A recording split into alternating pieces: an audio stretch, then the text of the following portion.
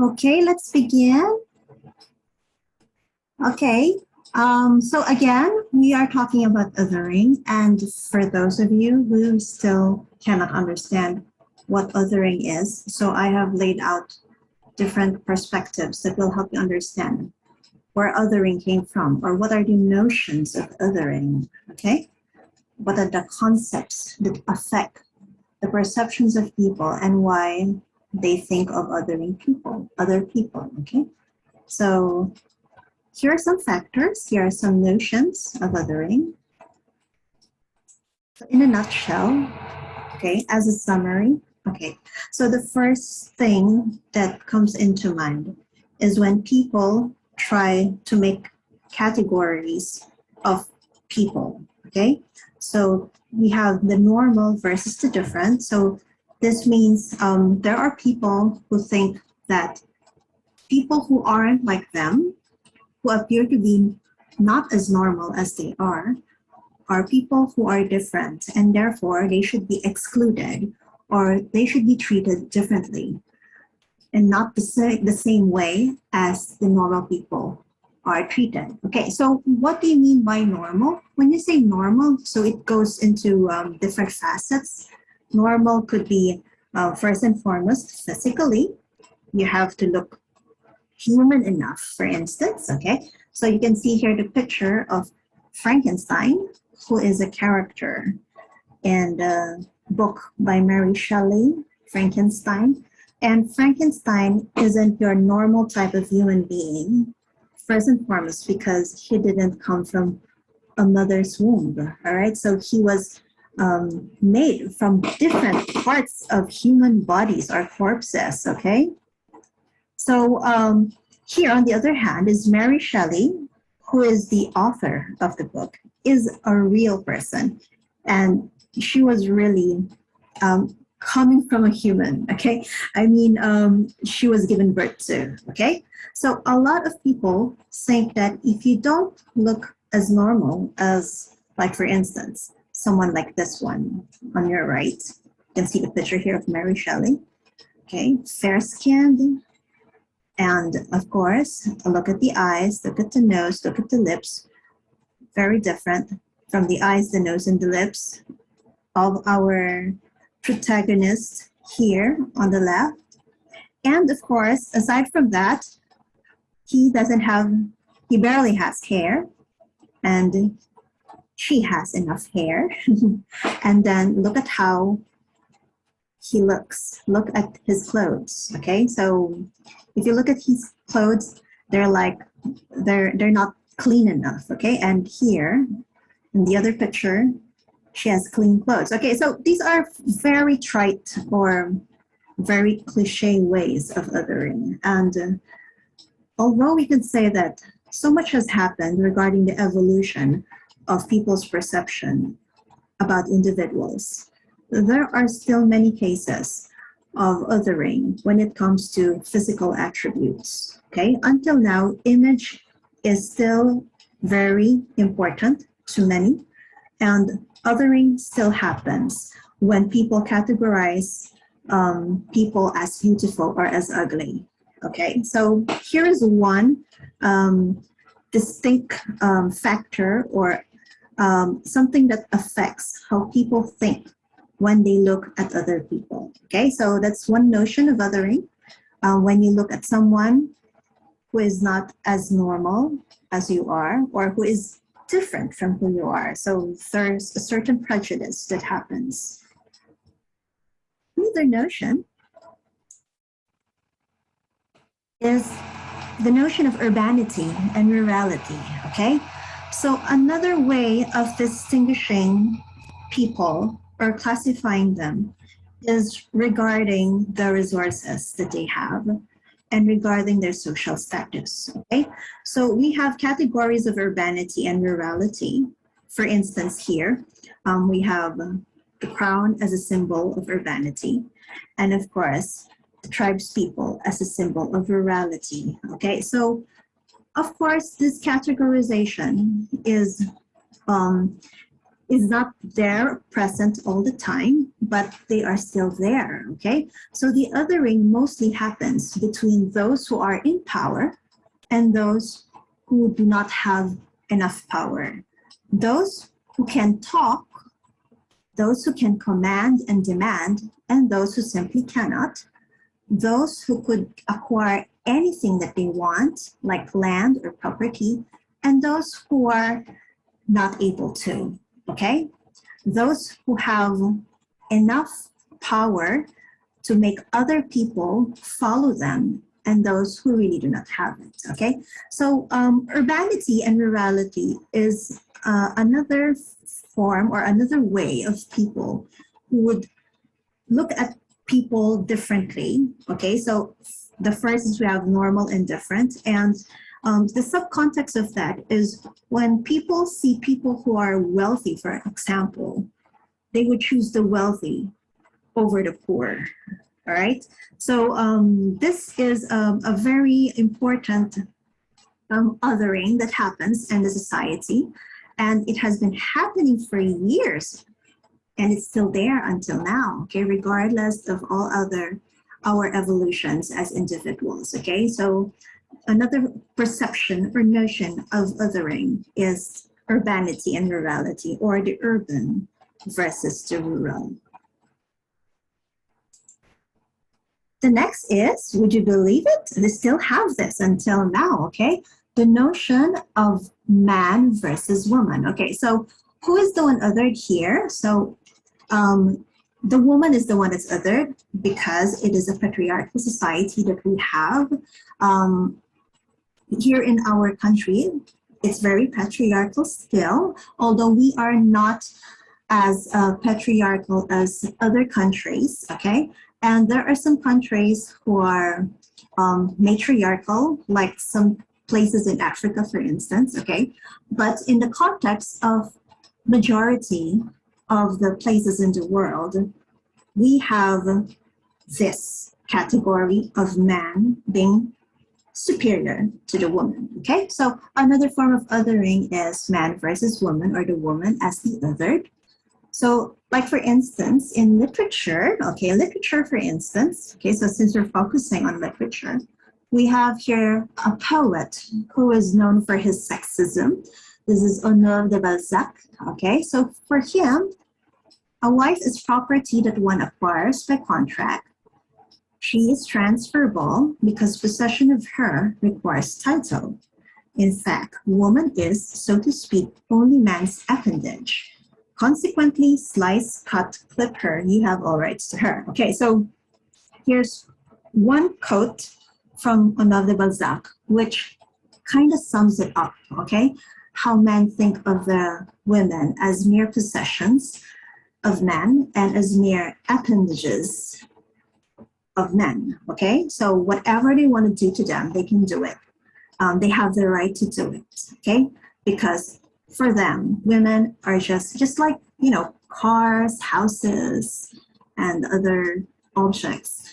Women are just things to acquire by men, okay? So on the other hand, here we have Simone De Beauvoir, who is a feminist, okay? And also a literary figure like Balzac. And according to her, she says that on the day when it will be possible for a woman to love not in her weakness, but in her strength, not to escape herself, but to find herself, not to abase herself, but to assert herself. On that day, love will become for her, as for man, a source of life and not of mortal danger. Okay, so what is Simone de Beauvoir explaining here? So it's simply saying that the threat to women and of how women are viewed, not as human beings who are having individual rights, rights of their own, which are independent of men, okay? The danger isn't just for women, but also it endangers the entire humanity, okay? Because as a woman is still a human being, okay? So humans should have the rights that they should have, okay? So man and woman, they're not supposed to be given distinction, especially when it comes to human rights, because they're both human beings, all right? So Simone de Beauvoir is not just a feminist, she is also a writer, a critic, and she also teaches, okay? So that's Simone de Beauvoir trying to contradict the sexist remark of Honor de Balzac. Okay, so this is another notion of othering. Now for the next, we have the notions of dependence and independence, okay? All right, so here we have a caricature about how traditional marriage is 150 years ago, which is by far, to a lot of people, are normal, okay? So it's very normal that, you know, fathers would look for potential husbands for their daughters, and they look at their daughters as property, just like their 20 acres of land and their cattle, okay? So if you will see this caricature, it sums it up how it was before.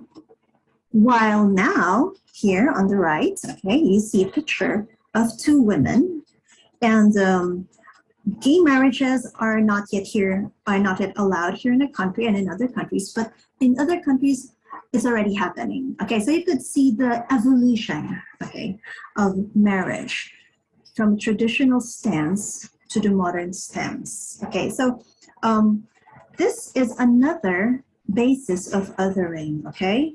Those who are in same-sex marriages are still othered until now. And homosexuality is still being an issue of discrimination until now, okay?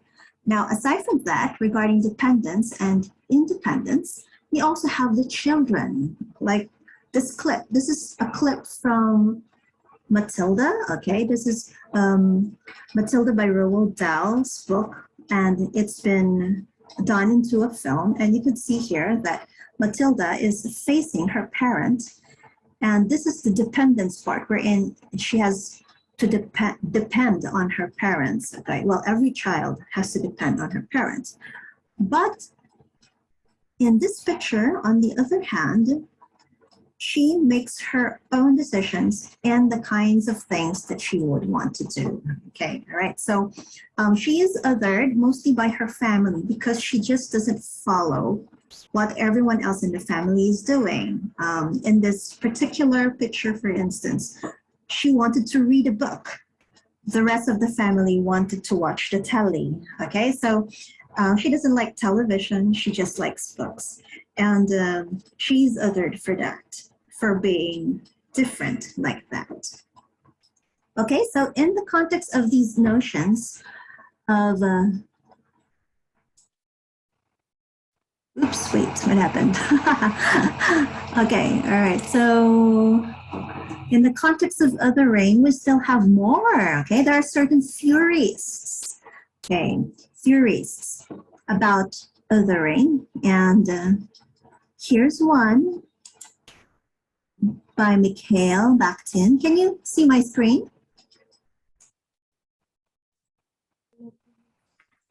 No, ma'am. No? Sige, sandali lang. Wait. Nag-reset yata.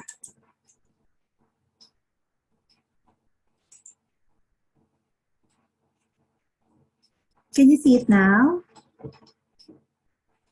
Yes, ma'am.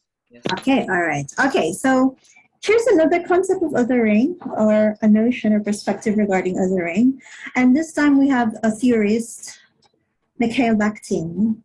So in 1914, he analyzed a book, okay, Rabelais, and he formulated his own perception of what the grotesque is, here in the grotesque image of the body and its sources. Okay, so here is a theory on the grotesque in literature. So remember, the categories of othering that we will talk about are the grotesque, the exotic, the sensual, and the dangerous.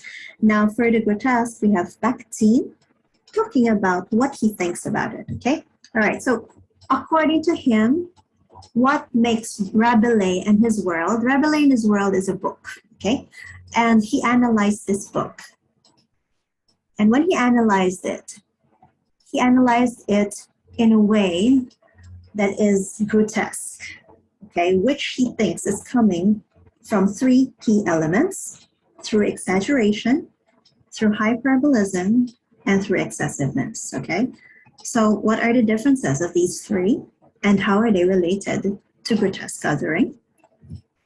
Okay, so for instance, this painting that you are seeing right now, this is a portion of the painting entitled Hell by the monogamist J.S. And if you will look at it physically, everything is kind of exaggerated. Okay, so exaggeration is simply making things appear longer or bigger or more visually. Like this picture of the girl with longer legs, longer toenails, longer, this guy with longer arms, okay? So this is exaggeration. How a person's physical visuals or physical appearance is enhanced. So that's exaggeration, okay? Now, what is hyperbolism, on the other hand? Okay, hyperbolism is also a form of exaggeration, but this time you are talking about words.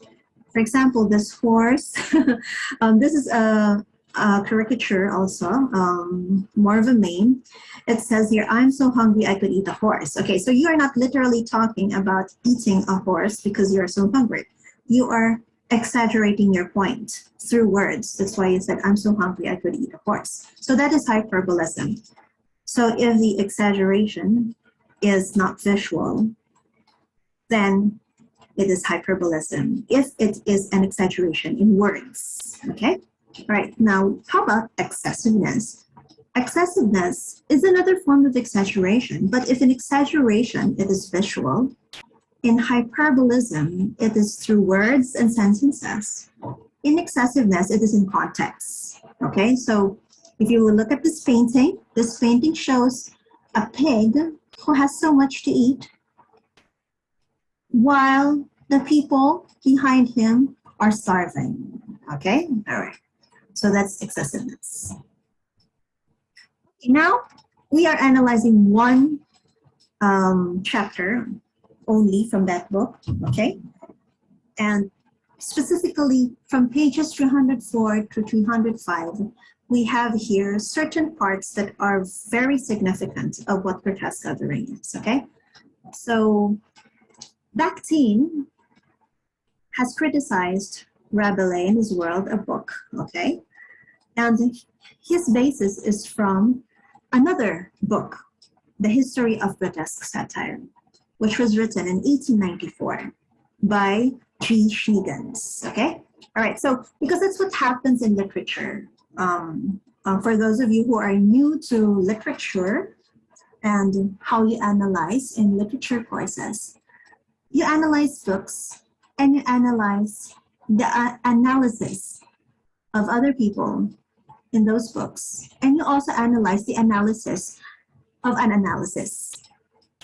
Okay, so ganun yan. Kaya hindi natatapos yung discourse. Okay, you analyze a book and then somebody analyzes your analysis of a book and then somebody reacts to your analysis and then parang domino effect na siya. Okay, so G. Schniegans wrote in 1894 The History of Grotesque Satire. Okay, he criticized a book also, and from here Bakhtin also criticized his analysis of this book, okay? All right, so for G. Schniegans, so yung kanina, when you have the excessiveness, the exaggeration, and the hyperbolism, okay, those are the three key elements that Bakhtin thought of. But he based it on the three key elements of the comic, which is analyzed by G. Schniegans, okay? So according to G. Schniegans, he says that what makes something funny is based on three key elements. We have the clownish, the burlesque, and the grotesque, okay? So the grotesque, at this point in 1894, it's still part of comedy. It's not part of the concept of othering yet, okay? But it's just something about making things funny, okay? So according to Shiggins, these three types of laughter were based on the sources of pleasure and displeasure, okay?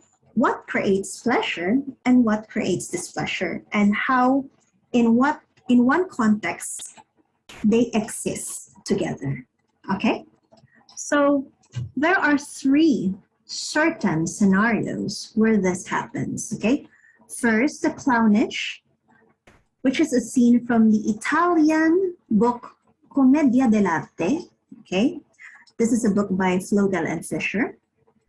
And in the scenario, we have someone who is stuttering, okay? Now, he describes the character who is stuttering as someone who looks as if he were in the throes and spasms of childbirth, okay? So they think it's really funny, okay? Back then, they see that it's very funny if someone is having a hard time expressing himself, like a person who stutters, okay? And the way he describes it, he describes this person who is stuttering as someone who is having so much difficulty that he looks like a mother in labor of childbirth, okay? So Harlequin, the protagonist, tired of waiting for the stuttering man to finish his sentence, he hits him in the abdomen to get the word out, okay? So slapstick comedy, if you will imagine it, okay? Someone is stuttering and he's having a hard time saying the word out. So Harlequin hits him so that he could blurt it out, okay? So the source of displeasure here is the stuttering person, and the source of pleasure is Harlequin, which makes it easier for the one who is stuttering to get the word out, okay? So the stuttering person is displeased. He's the problem, but Harlequin is pleased because he is the giver of the solution to the problem, okay? So this is the basis of slapstick comedy, and until now, some people are still having fun with slapstick comedy, right? You can see that in a lot of Filipino films and series, okay? So this all came from Schneegan's formula or pattern for what is comedy, which he thinks is the clownish comic, okay? All right, so another example of comedy for him is what he calls as the burlesque. Now, what is the burlesque?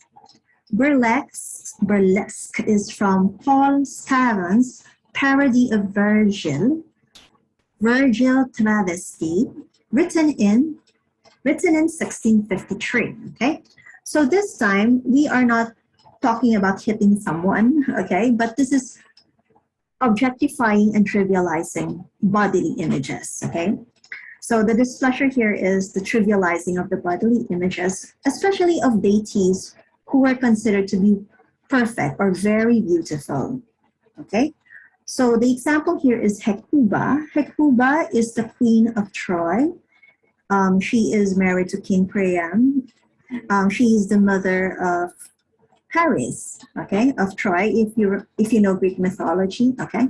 So she is considered to be a very beautiful woman, and then she is placed in a scenario wherein she's washing diapers. Because according to the Greek mythology, Hecuba is so beautiful that every time King Priam sees her, he makes love to her, okay? He was just enamored. He just has these desires for her because that's how beautiful she is. So she has so many children. And because she has so many children and she always has babies, she's now put in a scenario wherein she's washing diapers, okay? So for Schneegan's, this is a comic scenario, a very beautiful woman washing diapers. And she's not just a woman, but a mother and a queen, and considered one of the most beautiful, okay? So in modern context, maybe think of Maybe think of someone very beautiful, an actress, someone from a beauty pageant, for example, a beauty queen, and then or your crush, for instance. You're putting them on a pedestal, and then suddenly they're doing something which is kind of yung tawag nila turn off, nakaka-turn off. Okay, so it's like a decrowning of someone. So this is the burlesque. This is an example of the burlesque. Okay, wherein there is some decrowning of someone from a high position, someone placed on a pedestal. Okay, so according to Schneegans, this is another form of comedy. Now, his third form of comedy is the grotesque, the name grotesque, okay? And he took it from Rabelais, where the friar John remarks with obscenity about a sacred place like a monastery. And this annoys the reader, but it gives pleasure by showing imperfection and mockery. Okay, so back then, if you don't want to be tortured, if you don't want to be abducted, but you want to say bad things about people who are in authority or people who have influence and power, so you put them through humor, okay? So in Rabelais, this is very pleasurable to a lot of people who are hating priests, okay? Like, for example, Friar John, okay? He remarks with obscenity. He talks about the church as the towers of the church as phallic symbols, okay? So it's very obscene, okay? So this is very annoying. But at the same time, it shows you that nobody's perfect, not even a priest. And this gives pleasure to the reader because it shows imperfection and mockery. Okay, so for Schneegans, this is another form of comedy, and this is known as the grotesque form of comedy, okay? All right, so how is this related now to othering? Okay, so let's focus on the grotesque, the word grotesque. So there's a specific negative phenomenon incorporated with the term grotesque, okay? It is inappropriate and satiric in orientation. When you look at this caricature, we have here a caricature about how the world is divided by two great powers, okay? The French and the English. All right, so here's the British and here's the French.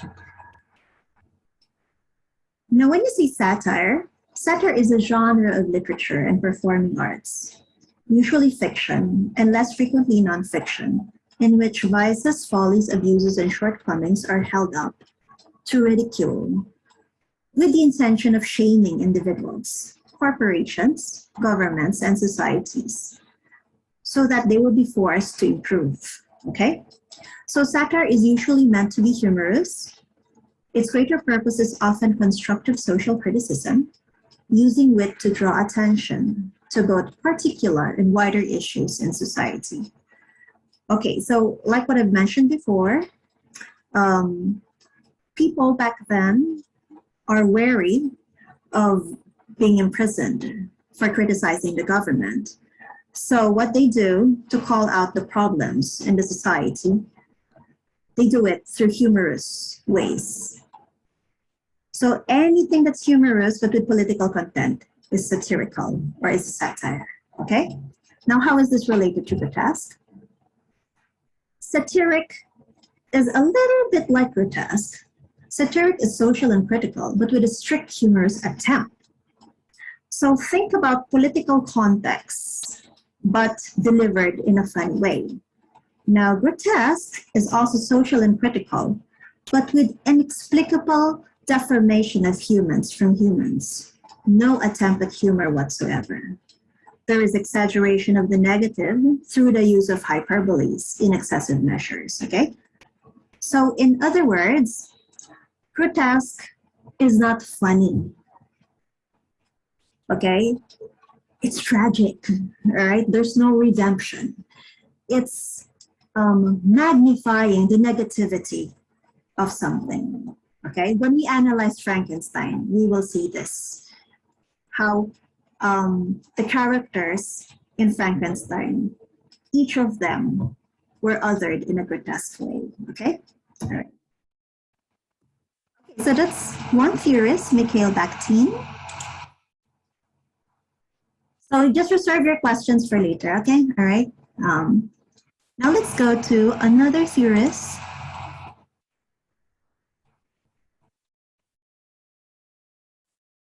Can you see my screen?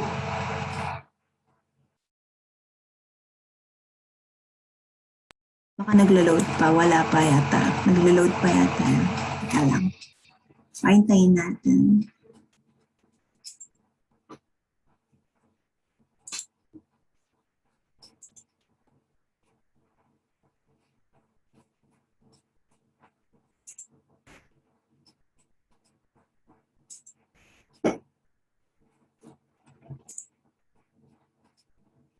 Okay, can you see my screen now? Yes, Miss. Okay, great. All right, so now we go to another theorist, Hélène Cixous. She's French. She's a woman. And she thought of a theory that we call écriture feminine. Okay? So what is écriture feminine? Or l'écriture féminin, because it's French. So Hélène Cixous, in her widely read essay, Le rire de la Méduse, or The Laugh of Medusa, she describes here a kind of writing which is outside of the masculine economy of patriarchal discourse. She calls this écriture féminin to pertain to a form of writing that would, in psychoanalyst Jacques Lacan's terms, reside or take place in the realm of the real rather than the symbolic. Okay, so these are heavy terms because this is under structuralism. Okay, so structuralism is the analysis of language and linguistics, under linguistics. Okay, so according to Lacan, so to simplify it, para maintindihan niyo, okay, so you could understand it well. Let's just say that language has been predominantly used in the context of mankind. Okay, mankind, right? So ngayon, meron na tayong even for third sex, we have they, for example, as pronoun. But before, everything is he. Okay, you won't even have to use she when you are talking about humans in general. Okay, so that's just one example. So Hélène Cixous, she challenges this. Okay, so she has certain theories about language. And she challenges the theories of Jacques Lacan, all right? Okay, so using Lacan's ideas that the structure of language is centered by the phallus, okay, or the masculine, and that language within the symbolic order is representational, where a single signifier or physical existence is connected to a single signified or mental concept, Cixous argues that the subject position of woman, or the feminine, is on the margins of the symbolic, and thus less firmly anchored and controlled by the phallus. Okay. So to make things simple, it's all about the control of the masculine in language or in the text. For example, the word humanity, okay? Human, okay, so nandun yung word na man, pero yung woman, wala. Yung ganon, okay? So this is very nitpicky. Very technical to, as far as language is concerned, okay? Now, from here, the analysis of the language, the analysis of texts, and the analysis of literature, Hélène Cixous came up with the idea that the feminine voice has been suppressed for years, okay? And she challenges this with her own theory called écriture féminine, or écriture féminin. And this theory will let the women speak for themselves and to help them express more of themselves through language, okay? So kung dati chairman lang, diba? Ngayon chairperson na, technically correct, parang ganon, okay? So that's what she did, okay? In the context of language. She thinks that this is very important. And this challenge in language has a domino effect, okay? Which is relevant to how women were othered in an erotic way or sexually othered, okay? So yeah, okay, so I've mentioned erotic literature. Okay, so again, let's define first what is erotic literature, okay? So erotic literature is from the term erotica, which is a literary or artistic work with erotic themes. So what is erotic? Erotic is from the word eros. Okay, so Greek mythology ulit. Si Eros. Eros is the child of Venus, the goddess of love and sex. And she, Venus, okay, is a representation of sexuality. Okay, so Eros, therefore, means sexual love. So what is the difference of that from pornography? Okay, pornography is sex only, but erotica, there's love, romance, and sensuality along with the sex. Okay, so yun yung difference. Okay, so why is there an abundance of erotica or erotic literature? Okay, so maybe some of you have read some books which are erotic in nature, or maybe some of you haven't, okay? But back then, okay, so erotic literature, they are considered necessary, okay? Why? Because there are wars fought all the time. So when wars are fought, people die. And then there is also the presence of diseases. There's always a disease. Like for example, ngayon, pandemic, right? We have a new variant na naman. Okay, so diseases exist. So people again die. And then of course, there's crimes. So people are killed all the time, okay? So people just keep dying. And when people, they just keep dying, people also should survive in a way, okay? But what happens if people aren't created? Okay, so the creation of people or of humans is necessary. And how do you do it? You do it with sex, okay? So people die, and without sex, humanity will not last. So sex is necessary for procreation. Kaya erotic literature was deemed necessary, okay? Because it is for education, as an instruction. I mean, the right way to do it, the proper way to do it. So the goal is for procreation. That's why erotic literature was published in the first place, or was made in the first place, okay? So what is the problem here? Okay, so for the analysis of feminists like Helene Cixous, it's problematic because most of the popular works on erotic literature in the history or in the literary history of erotica, most were written by men, okay? So yun yung nakikita yung problema. It's not equal, hindi pantay. The perspective is mostly by men. So we have Sayana, we have Shakespeare, Ovid, Lanling Xiaoxiang, Gustave Flaubert, Mirza Azadullah Khan by D.H. Lawrence, and Maliki de Sade. Okay, so they have a lot of stuff about erotica, and they're all men. Okay, so there is no female point of view. So yun yung problem ni Helene Cixous. Okay, and why do you think this is what we have in the history of erotic literature? Puro lalaki, okay? Because the traditional view on women is that women as the human being has a womb, thus her womb should not go to waste, okay? But without a man, the womb makes a woman not valuable enough, okay? So dito na nagsisimula yung othering na context, okay? So are you seeing it, how the othering of women happens, okay? The womb makes a woman valuable, but without a man, procreation cannot happen, and therefore, the woman's value is not there without the man. So doon nila nilalagay yung value ng woman sa womb ng woman. Yun yung nangyari. So this is why women were othered in a sensual way, and in a sexual way, okay? So these books, they were all showing that men are doing the heroic deed for the value of women, okay, or for woman's value.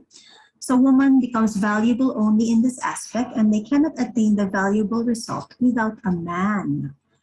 So therefore, to be valued as a woman, you have to bear a child for the man. Outside this role, the woman becomes othered. So dito na nagsimula yung mga prejudices against women who don't have children or who can't bear children or who chose to be professionals or who chose not to marry or who chose not to kids. Dito na nagsimula, okay? Because of the value that was put into the womb as the only thing that makes a woman valuable, okay? So ito yung challenge. Helene Cixous. Because after she challenged this, women started writing about what they think. They suddenly had a voice because not all women were able to say what they want, okay? And also, because back then women aren't actually allowed to have education or formal training. They were just domesticated. So most of them didn't learn languages or how to write at least, okay? But they know how to take care of the house. They know how to do chores. They know how to care for children. Okay, so lahat yan challenge, okay? Now in modern times, what was the result of this? Okay, so men gets the upper hand. And what happens now to the woman? The woman cannot even discuss her own body. She cannot even own her own body, okay? So parang siyang laging in the context of the men, okay? Because the literature with erotic themes, just like the authors that I showed you a while ago, they all justify the authority of men on sex, okay? So this is problematic, and this is a source of othering, central othering for women, okay?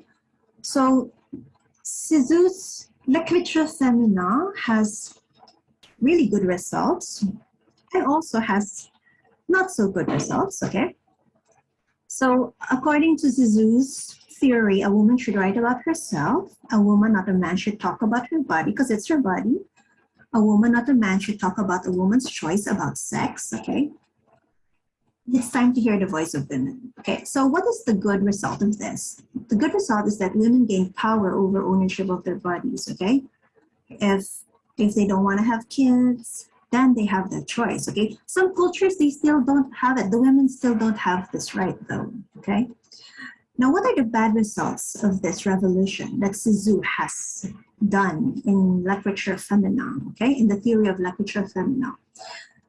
Those who didn't follow the traditional views were othered also, okay? These women who are career women, the women who didn't want to marry, the women who didn't want to have kids, they were also othered for thinking differently or for, according to them, not being a normal woman, okay? Because they do not agree to the views of the men or the traditional views that were imposed and established throughout history, okay?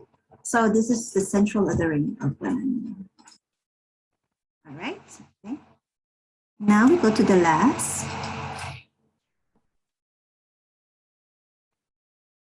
If you want to have copies of the PowerPoint, it's all on Big Sky.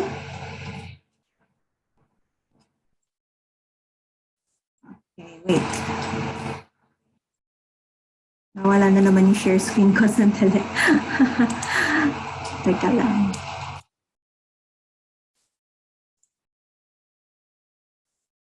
Okay, can you see my screen? Yes, yes. Yes, miss. Okay, all right. Thank you for responding. Okay, now we have the most modern Judith Butler, okay, on performativity. Now this is about an individual's capability to perform or the role that a person tries to do or to have in a society where he or she or they belong, okay? So Judith Butler on performativity talks about how there are certain social constructions that were embedded in our minds way even before we were born. And the minute that we were born, we already didn't, well, most of us didn't have the choice. And we just accept our roles, which were established by the people before us. And she thinks this is problematic. And she calls this problem the problem on performativity, okay? So her theory on performativity is talking about orientations, okay? Like gender, for instance, okay? All right, so from her article, Performative Acts and Gender Constitution, an essay in phenomenology and feminist theory. So on page 519, Judith Butler says that gender is in no way a stable identity or locus of agency from which various acts proceed. Rather, it is an identity tenuously constituted in time, an identity instituted through a stylized repetition of acts. Further, gender is instituted through the stylization of the body, and hence must be understood as the mundane way in which bodily gestures, movements, and enactments of various kinds constitute the illusion of an abiding gendered self. Okay, so what the is she trying to say here? Okay, all right, so it's simple. Judith Butler is challenging the notion that there's just a boy and a girl, or there's just a man and a woman, that there cannot be gay people, for instance, okay? That there can no be other orientation, specifically sexual orientation, that will be involved or that could exist, okay? So she thinks it's all about the roles that were imposed for each individual to perform the minute they were born, okay? So if you've heard of the term gender is fluid, okay, so one of the reasons why we now have that term and why people now respect that, well, some people now respect that, is because of theorists like Judith Butler, okay? She thinks that following the perspective or being strict to that perspective is being part of an institution's established notion, okay? So it's institutionalized, okay? It's established in our heads, but it doesn't necessarily mean that that's how it is in reality, okay? So othering happens, prejudices happen, discrimination happens because of these certain perceptions that there can only be a boy and a girl, or there can only be a man and a woman, and that, for example, only boys can play soccer, and before, only women can cook, okay? Or boys don't have to cook, don't have to wash dishes, okay? So the history is very long, okay? The history of making these distinct performative roles, categorizing boys from girls, men from women, okay? It's a long history of performativity, okay? So for Judith Butler, it doesn't have to be this way, okay? I mean, we are all equally human beings. If a girl wants to be a pilot, before, girls cannot be pilots. Kaya nga may stewardess, okay? Because any woman who wants to be a pilot cannot be a pilot because she's not a man.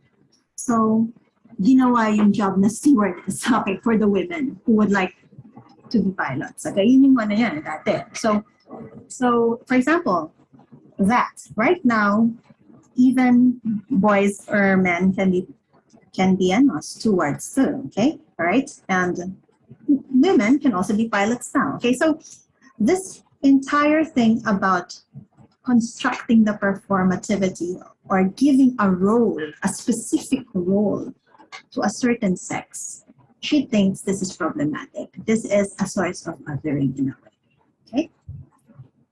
So from an interview with Liz Kotz in Art Forum, she says that performativity has to do with repetition. Very often, the repetition of oppressive and painful gender norms. This is not freedom, but a question of how to work the trap that one is inevitably in. Okay, so according to her, the more that this notion is repeated, the more that we support this discrimination. So it has to be stopped, okay? Because in a way, it becomes oppressive. And you just repeat the oppression again and again and again, especially because it's not just a boy and a girl existing, or it's not just certain roles for certain sexes that should exist, because all should be equally seen as individuals and as human beings, okay?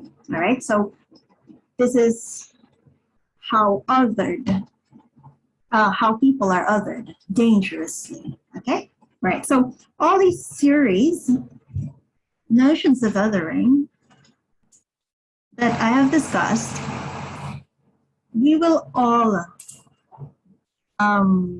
use it in analyzing the literary characters from our reading list. Okay, so did you look into our reading list already?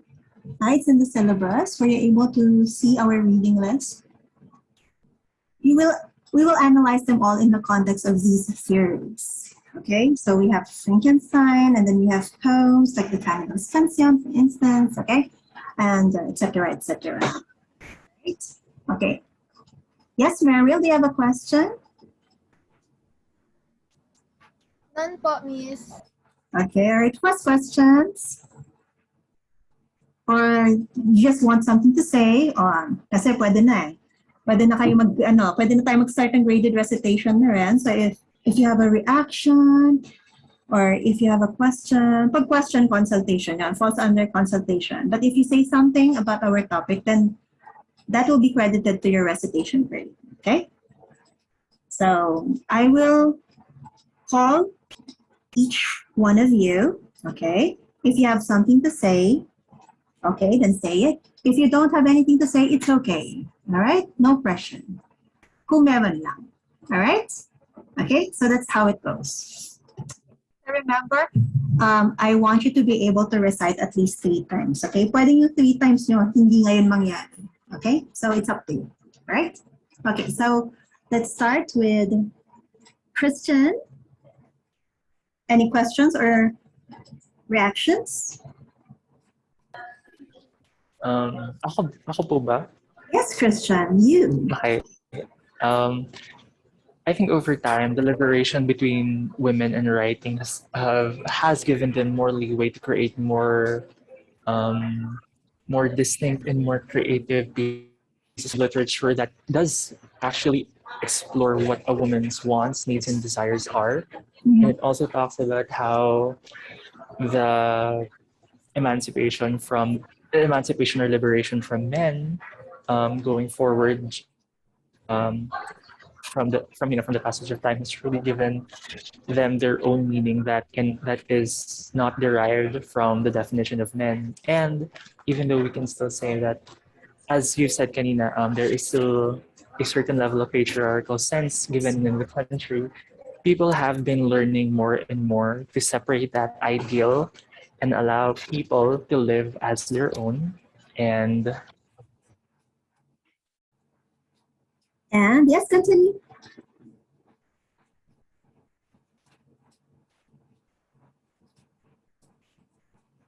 Christian, hello. emancipation has just been... Hello, miss? Hello? Yes, nawala ka eh. Sige. Hello? Sige. Sige, go ahead. Nawala ka lang bigla. Kasi umulan bigla. Sige lang. So emancipation, what happens? After emancipation, I wasn't able to hear. And even though the emancipation has just happened recently, I think there is still more to be known and there is still more to be discovered because the preconceived notions of what men and women are and could and should be can still be deconstructed and be reinvented into something that anyone under the social and biological sphere can be considered to be themselves. Yun lang. Okay, all right. Well, very good, Christian. Yes, exactly. Pero buti nga, we are already in this time. Well, especially for us women, parang, and in our country, it isn't ideal, it isn't perfect, it isn't that good, but it isn't also that bad, okay? Because, like, for example, we can hold jobs as women, okay? In some countries, in some cultures, hindi, okay? So, yeah, that's a valid argument and statement. Very good, Christian. Thank you. Okay, now let's ask Rain. Yes, miss. Okay, all right. Do you have any questions or anything to say? Any reactions? Just wanna add po on the grotesque and satire. Okay, all right. Before it was really it's like a very close definition, but as you can see po, no, when you explain satire is more on the humor and then Mhm. grotesque is like, oh my God, sorry. Gusto din mag-recite ng doggy. But sorry po, but bark po yung mga dogs. So yes Sorry. po, parang both of them has like parehas po sila yung main, oh my God, sorry. Oh, it's okay, it's okay. Ang kulit ng doggy. Parang may violet reaction yung dog mo, ah.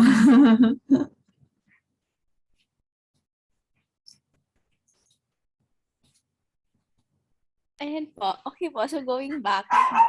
Hindi po talaga. So, pabayaan na lang po natin sila. Sige, So, sige. going back po, like, both naman po sila have, like, yung main point nila is to, like, criticize the social issues.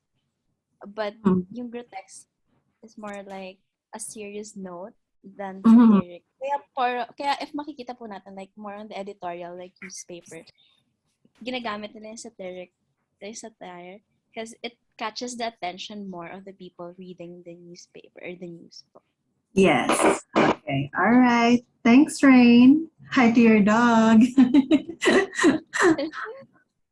Okay. All right. Thank you, Rain. Okay. How about you, Brian? Marco? After ng po, Miss, I'll just add something to to satire as well. Okay. Because honestly, I don't know if it is a issue that others have already heard, but sometimes there's a lot of things nowadays that are being censored, especially the things that we have to understand, like history, for example. Sometimes, especially to these days, due to political correctness and to other stuff, they sometimes censor this stuff, which it's important to learn about them and to understand them, so it will never happen again. And I think satire is a great way to attack this, or basically to carry um, these issues or topics. If let's use the example of Jojo Rabbit. I don't know if anyone has watched it yet.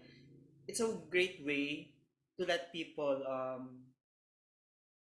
know the stupidity, the horrendousness of the of Nazism itself, in a way that people can understand through comedy, to lighten it up, but it still delivers the message that it is a serious topic and it shouldn't be really frowned upon or covered up. It's more, it's basically more important to share it to the world. And satire, I believe, is really a good way to share it. So yun po, Miss. Okay, yes. Oo, maganda yun, yung Jojo Rabbit. Oo, yeah. About the Holocaust. Okay, yeah, thank you for bringing that up. Okay, very good, Brian. All right, Ivan. Is Ivan Mark here? Yes, Miss. Okay, all right. It's your turn. I miss. What's the question po again? I'm sorry. There is really no question. I would just like to ask if you have any questions or if you have any reactions regarding our topics today. None so far, none naman, Miss. But I'm really intrigued with what you've said. Especially regarding grotesque and the other one, burlesque. Since I'm more familiar with grotesque rather than burlesque. But ayun po. So far, I'm enjoying naman the topics. Okay, so is othering, the definition of othering, already being clear to you? Definitely, Miss. So can you define it loosely in your own words, what othering is? In any context. So, based on my context, I'm hindi naman sila totally yung the villain of every story, but those characters who are always foreshadowed by or overshadowed by other people. They are not really being enlightened, or they are not being shown upon by the narrative, and they are not given the spotlight enough to expose or humanize them enough to make them human, since all of these characters are indeed inherited or from a human perspective, or their human descent. So, yun po. Okay, all right. So it's about yung context ng humanizing. Okay, all right. Okay, good, Mark. Thank you. Okay, how about you, Edriza? Hello, Miss. Can you hear me? Yes, dear. Okay po. Well, just to add up, I think I remember a quote from Aristotle that triggered women during the Enlightenment period po. Because the Enlightenment period, that's the time where women really revolt and really fought for their rights. So, one quote from Aristotle that triggered these women is like Aristotle has a quote about women like, women are only inadequate and infertile male who plays only a passive role in reproduction and is incapable of rational thought, just like as you mentioned earlier. So I just remembered it lang po. Oh, yes. Yes, Edriza. Kasi Aristotle, he is one of the pioneers of rationales, okay, or rationalizations about certain things. He's being looked upon, okay, by a lot of writers, a lot of philosophers, a lot of scholars. So yung quote na yun, actually, it's one of those quotes that were popularized among writers. So people also thought that it was a good quote. na oo nga naman, na ganun talaga, that, women cannot be rational, okay? And I think Aristotle is one of the reasons why, women are also othered in the first place. Kasi si Aristotle, he was a student, of Plato, and Plato was a student of Socrates, and these were Greek philosophers who were popular during the ancient times as critics and as thinkers, great thinkers, okay?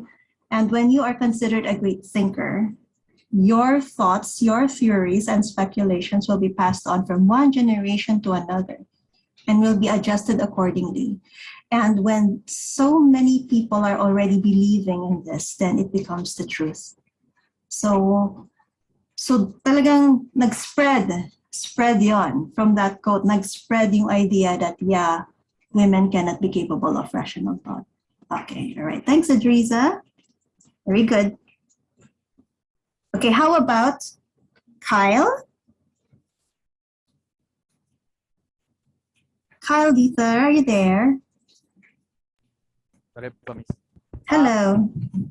Nagtataka lang po ako, ganun po ba ka-sexist yung mga men dati po? Oo, matindi talaga. Especially in literature, kasi syempre yung natin, nasa history ng literature. Pag marami kang nabasa ng mga libro, sa canon, okay, or yung mga established na mga texts or books, yung mga pinapabasa, or yung mga rene-require na basahin ng marami. Ayun, madami. Ganun talaga, madami.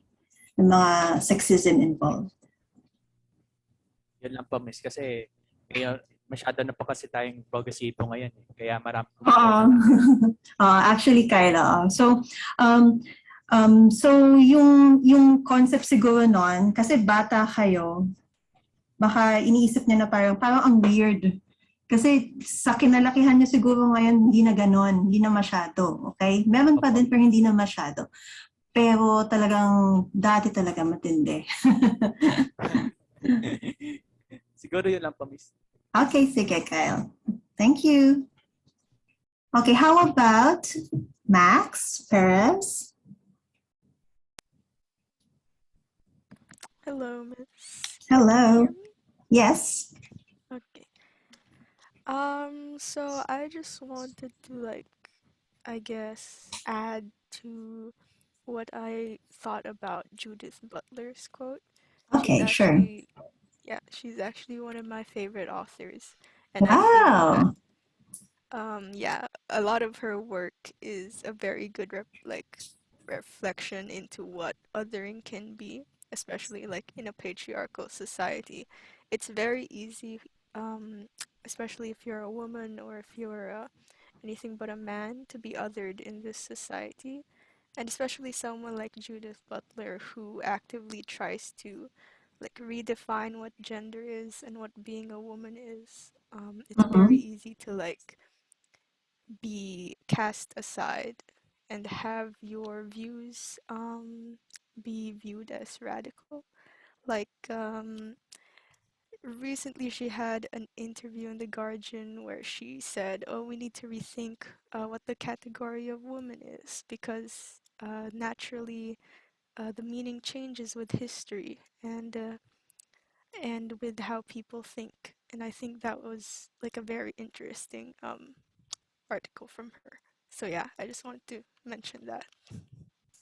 Yes, very good, Max.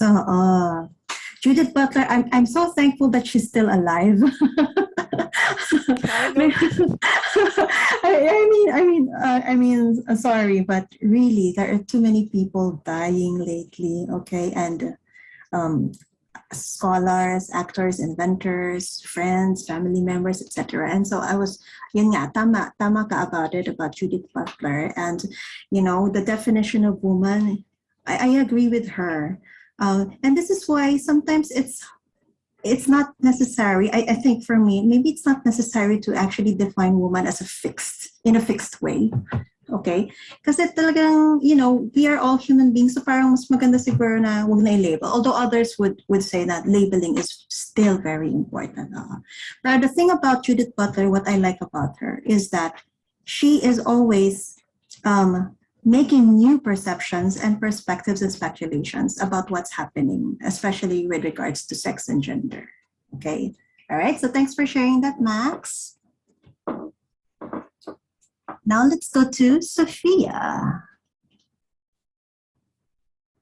Are you there, Sophia? Yes. Hello. Hello? Yes, I can hear you. Yes, po. I'd just like to comment on the three like comedy styles, which was Okay. clownish, burlesque, and grotesque, and also Okay. satire. Sige, Um, go. the burlesque, kasi I was really like shocked when I hear like the real definition of it in literature, because there's a movie called Burlesque where there's like performing arts and they're like really exaggerated like drag queens, and I didn't really I wasn't able to interrelate the definition of burlesque, the one discussed and the one in the film, because burlesque pala is holding someone high up the pedestal, like really looking up to her, and then being turned off by, you know, seeing her do like actual realistic stuff. So to me it was kind of, I know it was just an example, but it was kind of like something really sexist ganon. Like if women engage in like something like cleaning, it's already like parang turned off to society. Parang nakaka-turn off na yun. And then also, I love how there was because I've been Googling satire before. I'd never really understood it because I always see it like in comments on social media. Is this satire? Is this satire? Ganun. I feel like it's sarcasm. Ganun. Pero satire pala is there's like an intentional humor as opposed to grotesque, which is plainly just making like a political statement, but or an attack. Pero with satire pala, there's like some kind of humor involved para, you know, to all, because since people are like hesitant to comment on political things, they add humor to it. Also with Yes. clownish, um I love, I mean, I don't think I've come by the word clownish before, but clownish pala is parang is offensive now when used nowadays, especially with stuttering, since there, you know, people people's having conditions that make them stutter. It's actually quite offensive pala when used now. So, but that was the humor pala before. And then also within regards to emancipation, to being sexism and having liberation na to be open to just like two genders. I was really happy about na parang we recognize sexism as it is and call it out. And also when it comes to performativity, yun nga po parang naka-classify lang yung the way we behave into two, which is a challenge for us to respond na parang, is there really two genders? Why does it have to be classified? And the others as girl and boy lang, and the others should be othered. So it's not it's not exactly liberation, but a challenge for us how to respond with the inevitable trap that we are in. So yan po, miss. Wow, very good, Sophia. Kinover mo ang lahat, ah.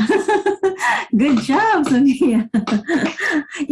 With regard to burlesque, the reason why you didn't come across that, okay, so let me give you just a brief history kung paano napunta dun sa parang variety show, ganyan.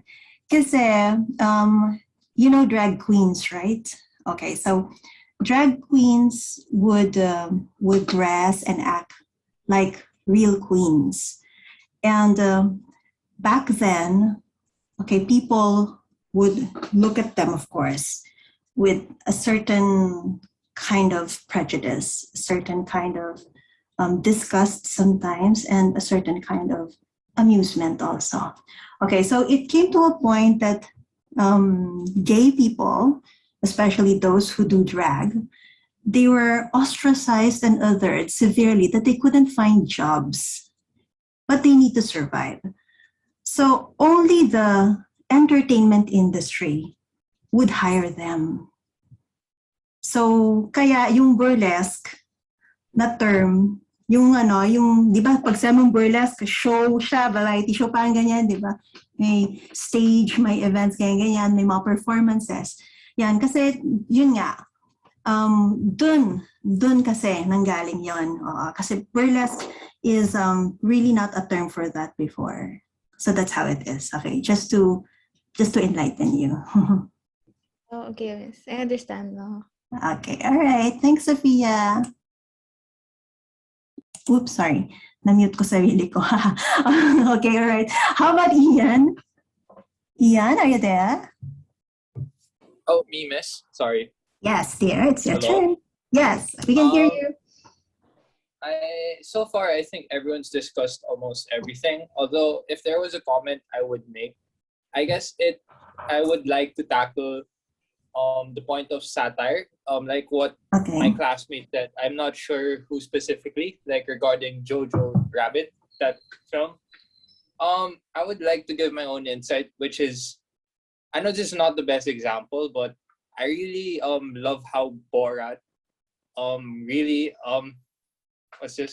brings out comedy while at the same time bringing in polarization onto the viewers, which is, I think, his intention. And it exposes the wrongdoings of society in a way. And a question I guess I want to ask is it, what do you call this? Is it always necessary to cancel out certain cultures? What do you mean by canceling out certain cultures? In what context here? Sorry, I can't really word this out properly right now, but I guess it's like, yes, like we are progressing, like towards certain views and sorry. Certain views such as, like, let's say sexism. We've evolved from before, because before we have a certain prejudiced view onto society, like certain views on women or transgenders or certain others of society. But now we have a better understanding. But I guess certain cultures, like I feel like certain comedy is being cancelled out. And I do agree with certain, sorry, I'm saying the word certain a lot, but with certain cultures because it is offensive. But I feel like it's not necessary to always cancel out everything. If it does make sense. Yeah, I think I kind of getting it because Borat is. Sorry, I can't word it out properly. Borat is censored in some in some countries because Borat is heavily satire. But I guess it does not give the full context, making the people have a certain radical idea of or a certain radical idea of how the film is. I think it depends what I'm trying to point out. Yeah, I forget this. I don't know if you've watched this film about the North Korean leader and Seth Rogen. The interview. Sorry, miss. It was banned and it actually created not just controversy but a lot of trouble.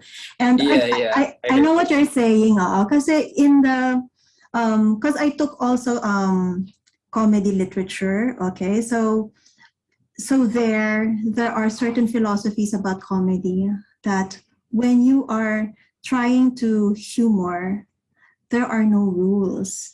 And I think if people will take comedy seriously, that's when certain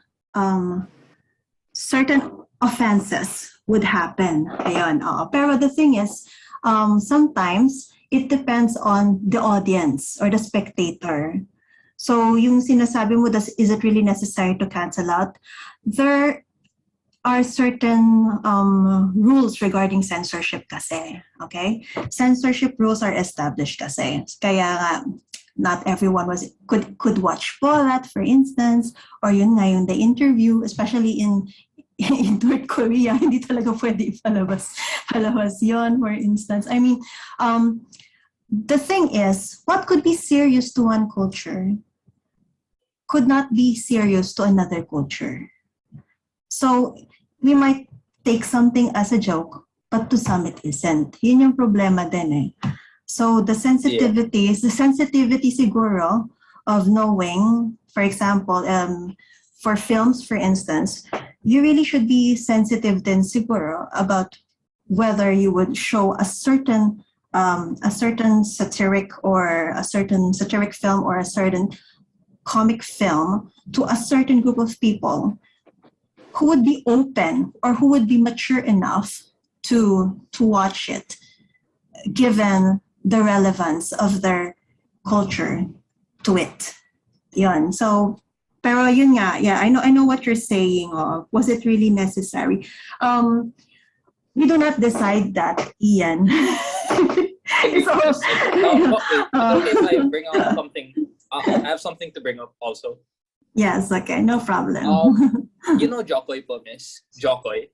Jokoy, Yeah, frankly, I found this guy really hilarious the first time I watched him because, I just love comedy. But then I read articles recently about his jokes and how it just generalizes Filipino to be a certain stereotype in society. And I guess I never really saw it that way before because I was just looking at the comedic satire side of it. But now I see more perspective. But I wouldn't really, I guess, cancel him out. But I would agree that his jokes could be rhetorical or repetitive.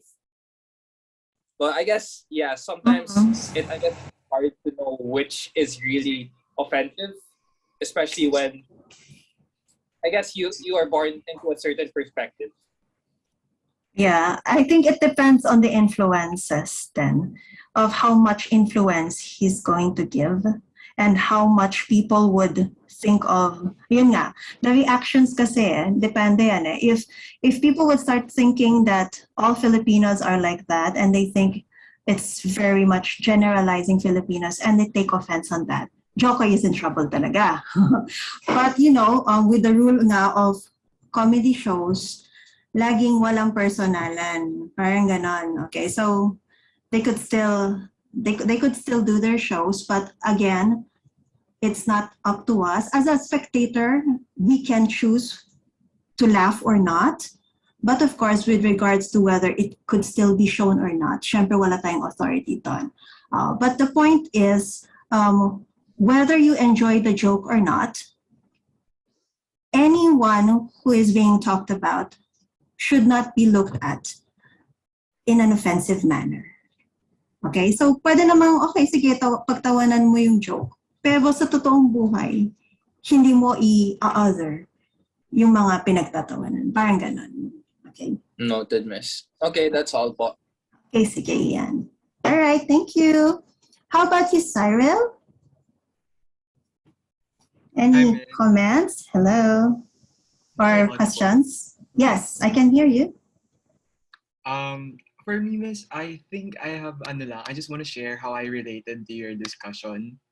Like, you discussed about othering, but I was able to also ignite my passions and my advocacies, specifically with urban versus rural and man versus woman. So I can start with urban versus rural. So urban versus rural, I can really agree of like how there's prejudice on the works that, you know, the urban makes. And traveling, Miss, so I really like traveling local. And one of my favorite places is traveling in the highlands of the Philippines, which is specifically in Cordillera. And I was able to be exposed with how vast their culture and their writings are. And natuto po akong mahalin talaga yung literature nila. And yeah, and I think a lot of people deserves to know that more in the light na the urban people should not claim their work as well. Like, it should be given to them na rin. And like, for the man versus woman naman po, I've realized na here in the Philippines, parang nabigyan po ako ng flashback, like elementary high school days. Like, super basic lang. Na parang, we studied the works of Jose Rizal, Amado, Nick Joaquin, but there was not really much focus on the works of women. And that's why, Miss, I think yung passion ko for women in Philippine literature sparked when I got a course in senior high school. And then it was about my favorite place, which is Sagada. And that's when I started looking into a lot more Filipina writers here in the country. Namely, Marjorie po. Si Marjorie po yung nag-open sa akin in women Philippine culture. But Marjorie Abasto? yes po. Okay, all right. And then at the same time, Miss, I think she's also from UP, di ba po? From LaSalle siya. From LaSalle. Okay. But yun nga, Miss, what do you call this? Yung question ko lang, Miss, is dun po ba sa men versus women, kasama po ba yung concerns regarding gender identity? It's Or is more that- under dangerous. Pwede pa rin. Pero kasi, since nung dumating kasi yung feminist theory, syempre, nagkaroon ng boses yung mga women, right? And then, from feminism, nagkaroon ng queer theory. Okay? Nung wala pa yung queer theory, this will all fall under that. But since may queer theory na, napupunta na siya sa queer theory tuloy. Kasi talagang nanggaling talaga lahat sa feminism, lahat ng queer theory sa feminism. So, kasi doon nagsimula.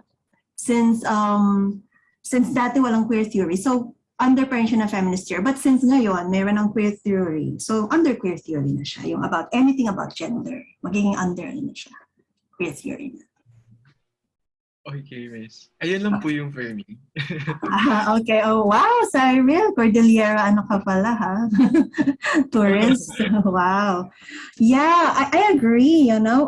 A lot of, meron nga mga controversies about that, you know. Some photographers, for instance, who get a lot of money from their photographs of indigenous tribes, for instance, and they haven't really done anything for the indigenous tribes to whom they featured.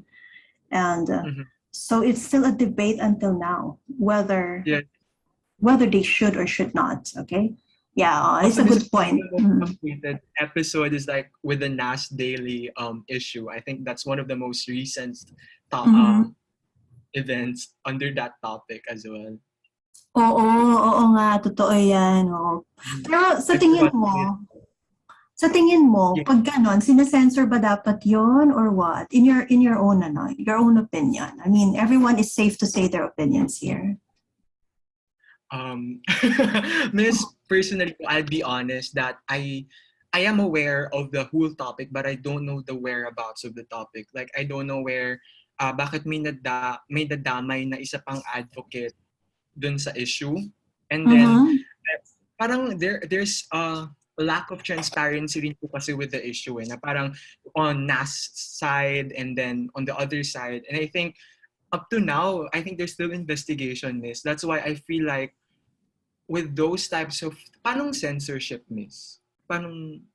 I mean, kasi, yung halimbawa, censorship of the work itself or anything that is being published regarding it, ganon. About like mga ethnic works po, Miss? Yes. Oh, I think, Miss, the world deserves to know about them, but they should be given the right authorship and recognition with their works. Because like, a lot of their culture describes our nationality as Filipinos. Okay, yeah, that's a good point.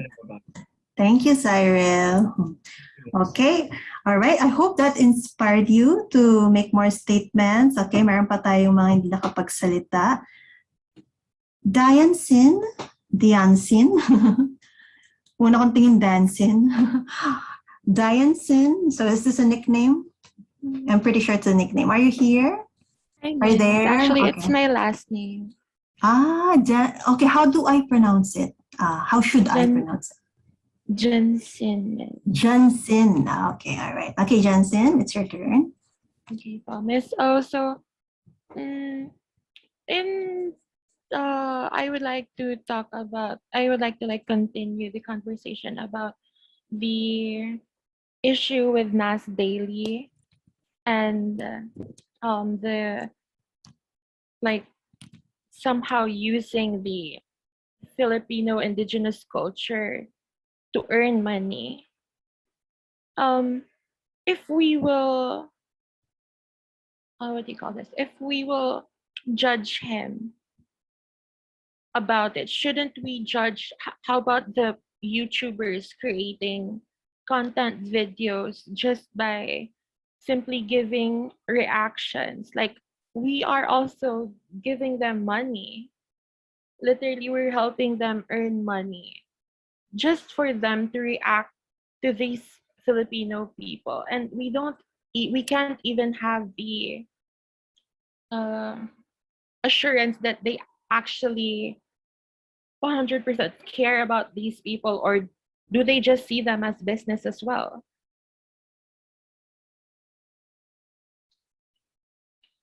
Yes, go ahead, dear. Go ahead. Yes, miss. So, shouldn't it be that these people, these YouTube content creators, as they say, and should be judged the same way as Nas Daily? And if these YouTube video content creators are not judged because of it, as like under the opinion of other people, like people saying that, oh, these people are giving a chance to these Filipino artists to be known in a worldwide scale. But isn't that also the same same outcome that same outcome that is given to the indigenous Filipino culture, for it to be known also in worldwide? So I wanted to ask if should Nas Daily be judged about it, or should the YouTube content creators be judged the same way as Nas Daily is being judged? Yeah, it's very debatable because if there are no people patronizing it, I think it's like when, for example, in a crime, an accessory to the crime, it's still significant. So it's like being part of the consumerism that is happening, being part of the entire thing as YouTubers. Okay, so where do you exactly draw the line? I think just like in the courtroom, it's all about the intention. What is the intention of Nas in the first place? Okay, so what is his intention? Is his intention really for marketing, for business, or does he really want to show the world about this certain these certain people who are beautiful in their own ways? Okay, so depende yon. So depende din yan sa treatment, depende sa intention, and for all we know, maybe it's just about tax evasion. That's why he's being harassed right now. We wouldn't know kasi what is the real story about it. Sabi nga ni it's still under investigation, which is true. Okay, so but yun nga, anyone could. But it's a good point. I mean, it's like saying that you as part of the consumerism that's happening, okay? So you could also be found guilty. Pero yun nga, it depends on how you look at it and the intention. The person who is doing it, what was the intention? And whether he actually really cares about showing the good life, okay, or the good identities of the Filipinos this way, or he's just making money. So yun lang yung dun eh.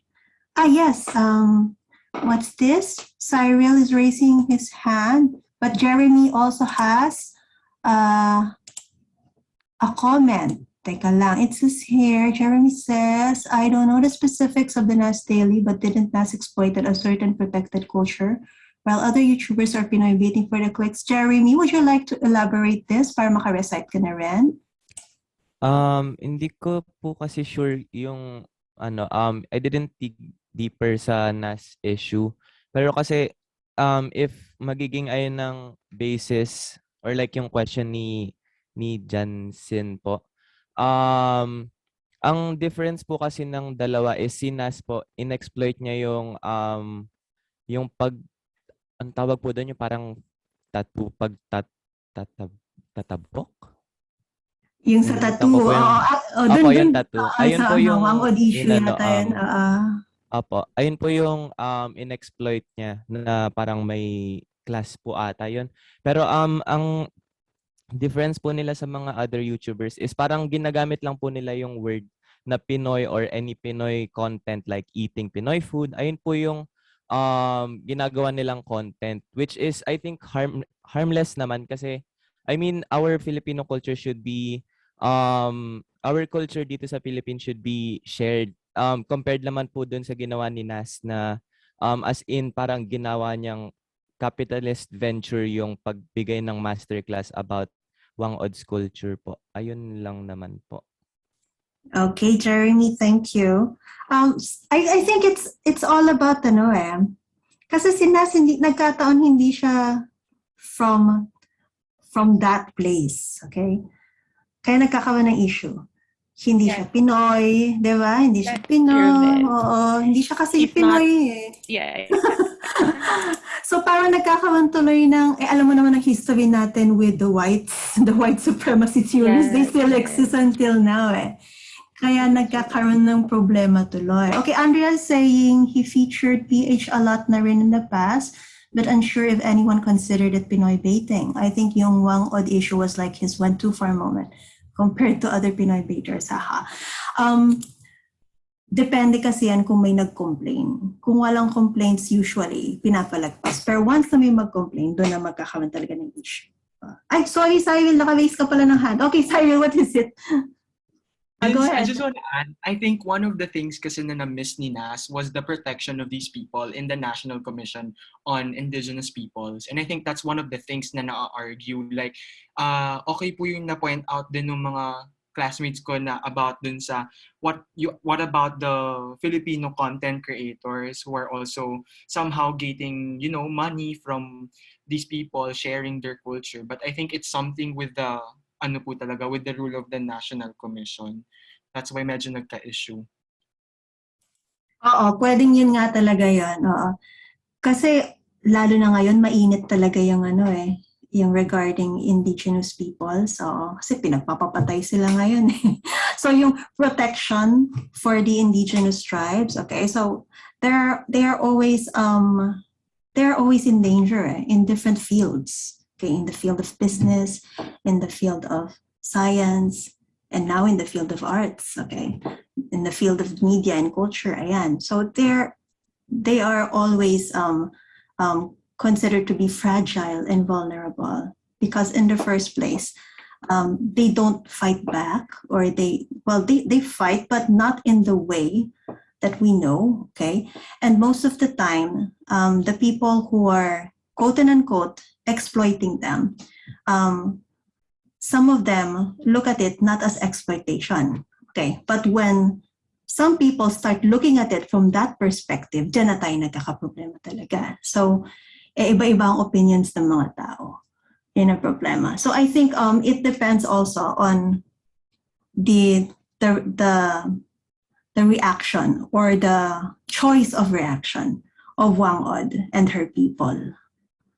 So doon din magdedepende. But since there are laws, legalities about human rights, etc., etc. So yun yung point ni Cyril, meron kasing nag-e-exist na mga ganyan eh.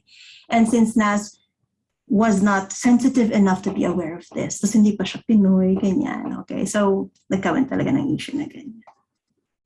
Okay, anything to add, Jansen? Yes, Miss.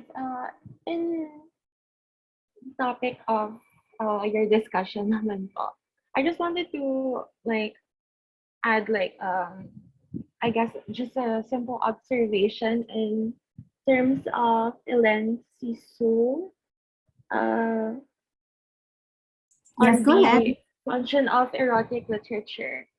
I believe based on my observation, Miss, since you said that most of the erotic literature from the past, all the writers were men, and so it would always be in their point of view, and it has evolved throughout the ages, and a perfect example for it in our country is the pocket books, Miss, if you are aware of them. Which one exactly? Oh, I don't know which specific pocket book it is, Miss, but let's just say erotic books, Miss. And so because of the distinguishable point of view of men, because they are the writers of these literature pieces, it has given the perspective to people, men and women alike, that it is always the male who is the alpha in terms of these actions, like, for example, sex. And I believe that it has shaped what we would say as common in our days now. And so I just wanted to point out that observation, because I believe that a lot of the how do I say, flaws in our society today are actually cannot be fixed if you do not go back to the very roots, which is in like centuries ago. True. Okay. Yeah, it's a good point. The thing about these writings, kasi, they, like for example, there are certain parts in the Kama Sutra, for instance, okay, by Vatsayana, and it says there that when the woman doesn't want to, there is just a certain way of making her do it. So parang in that context, yung it was yung kay Marquis de Sade naman, BDSM na super duper. So ganon. So because rape is a sensitive topic, and there are a lot of parang it sort of encouraged kasi the rape culture, especially back then. Yeah. Na parang yun yung naging problema. Na parang if the women say no, they don't actually are saying no. Parang nagpapakipot lang. Nandun din sa mga erotica na yun na parang, kasi perspective nga ng man eh. Na parang, that means you're just doing something differently. So this is what you do so that she'll be forced to kiss you back or to submit. Parang ganyan. Okay. So yun yung naging problem doon. Oo. So, pero ngayon, syempre iba na rin ngayon eh. Kasi that was early 1940s pa. Yung kay Helene Sisu. So, yeah, we have evolved, but still the rape culture is still around. So it's still problematic until now. Kaya her theory is still standing out. Hindi lang halata, siguro. Especially if you are coming from a safe environment. But this rape culture is still happening and it's still very problematic until these days. Yes, Miss. And I believe like in the topic of rape culture, it's not, we shouldn't be blaming the uneducated solely for it. For let's say the educated people, they do the same. They make the same let's say mistakes, offenses. So I believe that if we want to actually fix this problem, we don't really have to start with the uneducated, but actually point out to the educated people as well. Since these educated people are the ones who have access to books and the internet and let's say researches. So they should be the one to read it first, to know about it first. And I believe that with that, we can hope for the best that the uneducated, no offense, will follow with it. Since the trends, and especially in our society today, the trends do not start with uneducated. It's always the educated who are starting with the trends. So if we want to change a certain problem in the society, I believe that the way to do it is to start with the educated people. Yes, totoo yan. Kaya nga, there are censorship rules na ngayon. Dati wala pa eh. And those books that I've mentioned, yung mga nakita mo, most of those books are already banned. So, oo. Pero dati, parang ano siya, parang mga bestsellers o yung mga nakikita nyo lang sa tabi-tabi. But now they are considered rare to find because they are banned already. Okay. And true, kaya, like, for example, what Sophia said about Aristotle. Aristotle is an educated man, you know. Who would have thought that he'd be a pioneer of sexism with all his education? Okay, so he had contributed a lot of knowledge. Pero yun nga, kasama din yung sexism. So yeah, true, Yancy, and that's good. Yeah, it's a good point. Okay, anything else? That would be all, Miss. Okay, all right. Thank you. Thank you, Jensen. Okay, now let's have Joshua. Any questions or reactions? Hi. Sa satire, since nasa technological advancement na po tayo, mas madali na mag-spread ng mga satirical statements, ganon. And I think sa ngayon po, yung iba, gusto nila maging satirical pero di po sila aware na fake news na po yung nagagawa nila. So, for example po, yung sa Adobo Chronicles na sinabi raw po ni Lenny na pag naging presidente daw po si Duterte, may hirapan daw po siya. So, ang intention po ng Adobo Chronicles doon is satire lang po. Pero, hindi po talaga. Hindi po siya naging satire. So, naging fake news lang po siya to the point na nagsalita pa po si Madam Lenny na hindi po totoo yung sinabi ng Adobo Chronicles. So, ang nangyari po after is bawat article po nila, parang may indicators na po dun kung ano yung mga facts and yung fiction lang po. So, hindi na po siya satire kasi ang main goal po ng satire is maging critical, pero hindi po mag-spread ng fake news. Yun po. And tama po ba kung may nagsabi po ata kanina na pinagdedebatehan daw po yung parang kung okay lang pagkakitaan yung yung mga indigenous people, ganun po ba? Tama po ba? Yeah, kung pwede silang yung kanina, it was about Cyril and Jansen and Jeremy, and I think Andre also commented about it. So what do you think about that?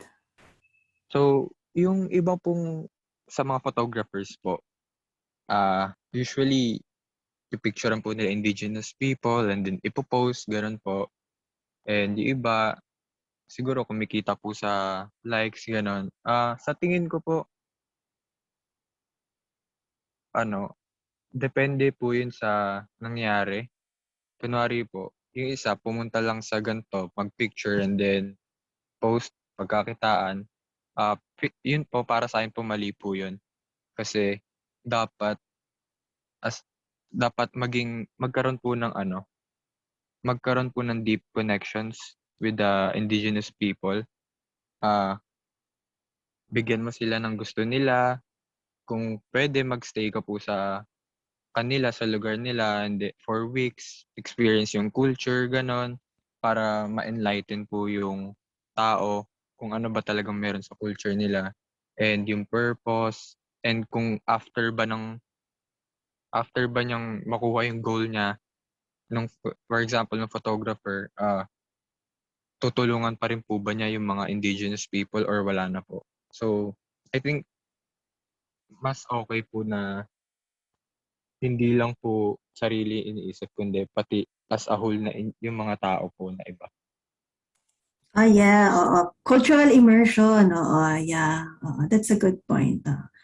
Para yung exploitation kasi yan parang yung kumuha ka lang ng gusto mo. Diba? Parang kinuha mo lang yung gusto mo. Hindi siya mutualism, kumbaga sa science, okay? There's no mutualism involved, okay? But predator and prey ang datingan, okay? Yeah, so what you're saying is dapat may cultural immersion na involved, okay? So that, and if they ever needed help, okay, with whatever, you're supposed to have their backs. Okay, all right. Okay, good point, Joshua. Okay, thank you. Is there anything else pala? Any other questions or whatever? Okay na, Joshua? Okay na po. Okay, all right. Thank you, Joshua. Okay, how about you, Andrea? Can you, well, you've already commented via chat, but are there other things that you want to comment on pa or any questions?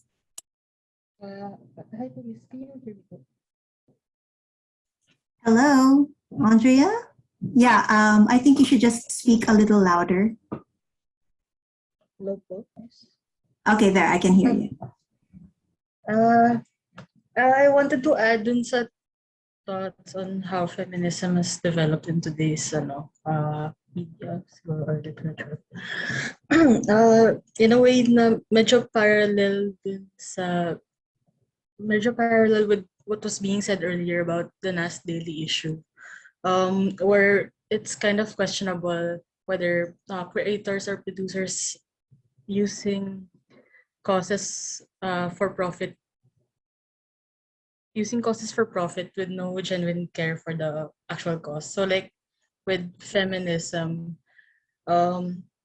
there's this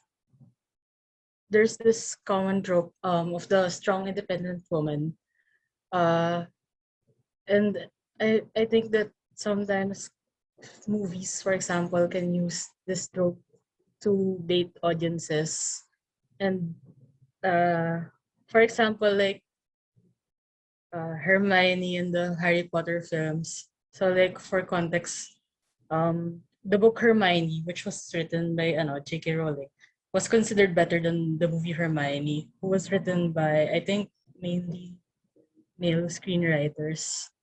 So I think with Hermione, because the criticism for her was in the movies she was made too perfect. Parang yung Mary Sue na trope po. Okay, yeah. Pero hindi ko pa nabasa yon. Nabasa mo na ba yon, Apo. Andrea? Okay, can you tell us Yes, more po. about it? Please elaborate pa. Go ahead. Kasi hindi namin nabasa. Ewan ko kung may nakabasa na. Meron ba dito nakabasa ng Hermione by J.K. Rowling? Kasi Yung sa ako, Harry Potter po, miss. okay, so it's not a separate book, but the character of Hermione in Harry Potter. That's what you're saying. Apo. Okay, all right. Okay. And aside from that, she was also judged not just for her sex, diba? She's a muggle. Yes po. So she was also judged for her identity. Magandang ano siya. Othering character din si Hermione. Ayan, pwede mo siyang isama dun sa submissions mo. Okay. Yes, it's a good point, Parang, Andrea. yung sa books, yung sa movies pala, parang ginawa nilang flat yung character kasi tinanggal nila yung mga flaws tsaka struggles niya. Kasama dapat yun, di ba? Yung ano. Although I wasn't able to watch I think 2 films na Harry Potter. Hindi ko siya nabuo eh. So sobrang dami niyang ginagawa. So I didn't know how she was portrayed in Order of the Phoenix. And what's the next after that? Or what's after Order of the Phoenix? I forget. Yun. So doon di ko alam paano siya na-portray doon. Ayun po, miss. Parang ginawa nilang overly perfect yung character na instead of naging interesting figure of feminism siya, naging flat lang siya. Okay. All right. Okay, thank you. Somebody said, Ivan said half-blood prince. Ayun, half-blood prince. Okay. Ayun. Yeah, Andrea, I get what you're saying. Siguro ayaw mag-all-in ni J.K. Rowling. Baka natakot siya na baka masyadong maging political. We don't know her intentions regarding that. Okay, all right. Okay, any questions, Andrea, about our topics? Are you now enlightened about othering, more or less? Opo, okay na po. Okay naman. Okay, all right. Thanks, Andrea. Okay, very good. Everybody has recited na.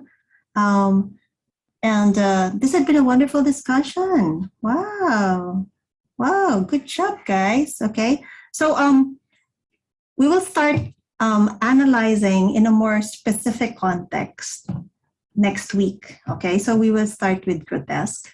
I will upload module 2 again on Monday. And the first thing that we will analyze, okay, is Frankenstein by Mary Shelley. So anything about Frankenstein, expose yourself. Okay, so if you have the novel, read the novel. Okay, I will give you a link for an ebook for those who are interested in reading it online. And then some movies, different film adaptations, yan. Expose nyo lang yung sarili nyo sa Frankenstein, and then we will discuss it next week, okay? And Frankenstein by Mary Shelley, which is under the Grotesque. But we won't just be talking about the monster, uncouth monster, okay? But we will talk about all the characters, okay? And then we will try to find how each character has been othered in different ways, all right? Okay? So is that clear? Give me your thumbs up sign. Let me see your thumbs up sign. Okay, all right. How about you, Cyril and Sophia? Ayan, okay. Cyril, di pa nag-thumbs up si Cyril. Miss? Yes, dear. Yes, I have Adam. a question po. Meron po kayong pinapagawa about dun sa poem na babasahin? Ano yan, Ivan? Yung poem po na babasahin. Poem na babasahin? Yes po. When can we submit po kaya? Yung video, the individual creative output. Okay. You can submit anytime. All right. Right. Okay. Well, there's a preferred deadline though, which is September 24. But you can submit anytime. You can submit early if you like. Through email na lang po, miss. Yes, through email. Wag sa Big Sky, ha? Medyo traumatized na kasi ako din sa Big Sky dati kasi meron akong hindi na-receive na submissions. So, ayoko lang talaga na may hindi ako na-receive na submissions kasi syempre grades niyo yun. So, yun nga. I don't want that to happen again. So, kaya talagang email talaga, sa binilled email. Kasi siguradong na-receive ko sa binilled email. Sometimes I don't receive kasi sa Big Sky. Okay? All right. Yes, Sophia, what's your question? Miss, link na lang po. Link ng video. Ano yan, darling? Link ng video? Yes po. Yes po, sa email. Yes, pwede nyo siyang i-YouTube tapos yung link na lang. Lalo na kung mabigat masyado. Okay? Okay. All right. Any other questions? Or shall we call it a day? Baka may mga date pa kayo. It's a Friday. I'm just humoring you. Or you might have some other things to do, but if you don't have any more, if you still have questions, okay, you can stay. For those who don't have any more questions, you may go. Okay? Thank you, miss. All right. Stay safe always and take care. I'll see you next week. Okay? I'll upload module 2 on Monday. Okay? Para ma-enjoy nyo naman yung weekend nyo. Monday ko i-upload.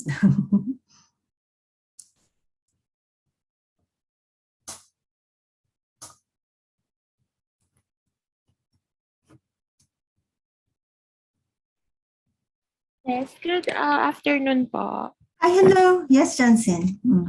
Miss, actually, it's my first session po today. And actually, hindi ko po makita yung link for the meeting. Where do you usually post it, Miss? Kasi ang instruction sa amin sa syllabus, dear. So, nasa syllabus siya. Yung syllabus nasa overview. Okay, so nandun siya. Okay, Miss. Actually, lahat nasa syllabus. Yes po. Okay po, Miss. Kasi, Miss, I was also late enrollee po. So, ngayon lang.